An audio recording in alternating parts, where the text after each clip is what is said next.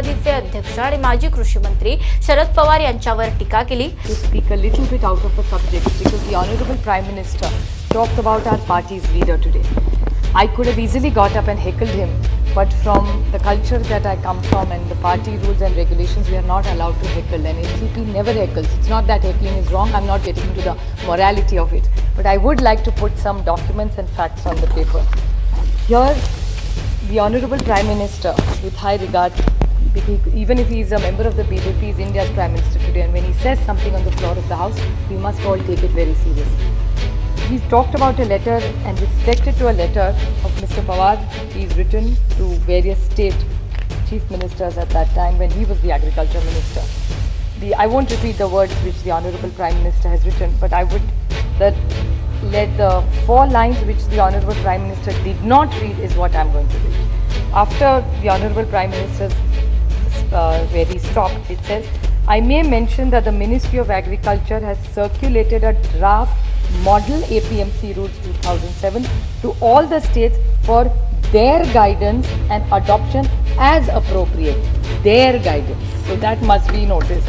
And I wish to draw your personal attention to this matter to considerable importance of the agriculture sector and well-being of the farmers, and request that suitable direction may be given for the necessary steps without further delays. This is what the original entire letter says. But I would, with full humility, like to bring something to notice, because he used the word U-turn. So I would like to just highlight and just take 2 minutes of the U-turns of this government. So GST was brought in by Honorable Manmohan Singh ji. If please, I stand corrected that time the Gujarat Chief Minister had objected to the GST. We brought in the RTI, we brought in the food security, we as in the UPA government, the right to education, Narega, the new corporate law, the company bill, the DTC, the Aadhaar, the land acquisition. All these new bills, I do understand, change is inevitable, we all are for change, we are all, and I come from a state which is for reforms. So we are never against reforms, it's the way they are administered and done is what our objection is to. And while I read out this GST, RTI, food security, RT, Narega, all these when we got, all these were moved by the Honorable Prime Minister then, Shri Manmohan Singh ji, who was absolutely a team player. It went through the standing committee, every stakeholder was invited, feedback was taken, and only then all these laws were made. I would like to talk about a U-turn for this government. Narega, it's on record, and if they would like to place it, I would be happy to get you documents, where the present Honorable Prime Minister has not spoken as well as about he speaks on Narega today. During the COVID time, everybody who lost their jobs in the city went back to their villages, and the only savior there was Narega, and that's how thousands and thousands of families have survived. But this was a U-turn of this government. GST is a U-turn.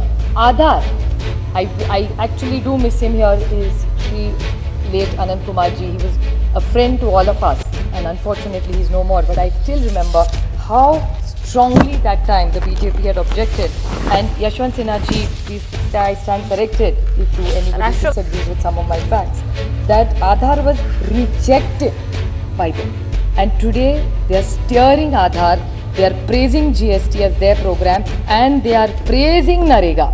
Now, are these U-turns or left turn, right turn, which turn? I really don't know.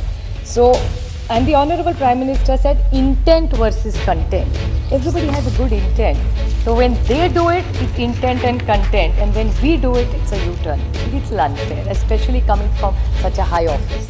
So I would just like to put these things on record, that these things happen, and they are always remaining institutions. Why do they always need the ordinance route? If they really wanted to bring these laws, why could they not take this? Now, logically speaking, sir, even if they were moved at that time, they were moved as recommendations for a change of the law. Why were the same route not followed? And if this was written to all the chief ministers, how come there was no agitation in 2004, 5, 6, and for all that decade that Mr. Pawar was the agriculture minister? I'm not here to defend, he's very capable of defending himself, but I just need to put the facts on the table since he was mentioned by the Honorable राष्ट्रवादीचे अध्यक्ष